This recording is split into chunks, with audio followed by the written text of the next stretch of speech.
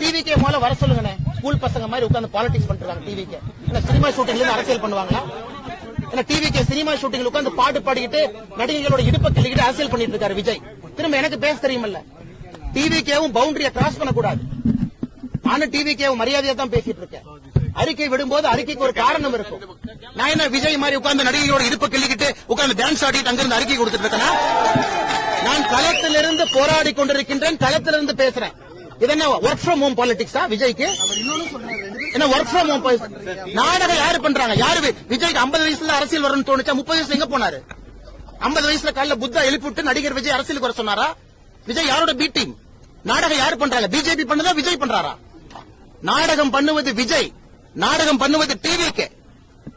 திராவிட முன்னேற்ற கழகத்தினுடைய B team தான் விஜய். இன்னைக்கு நான் ஆணித்தரமா உறுதியா சொல்றேன். தமிழக வெற்றி கழகத்தினுடைய நடவடிக்கையை பார்த்த பிறகு நான் சொல்றேன், திராவிட முன்னேற்ற கழகம் மறுபடியும் ஆட்சிக்கு வர வேண்டும் என்று ஆரம்பித்த சீக்ரெட் ப்ராஜெக்ட் தான் தமிழக வெற்றி கழகம், சகோதரர் விஜய் அவர்கள். ஏன்னா வரம்பு மீறி அவர்கள் பேசும்பொழுது எனக்கும் பேச தெரியும். மரியாதை கொடுத்து மரியாதை வாங்கிக்கலாம். சும்மா இந்த குசி ஆனந்த் உட்கார்ந்துகிட்டு இந்த அறிக்கையெல்லாம் கொடுக்க கூடாது.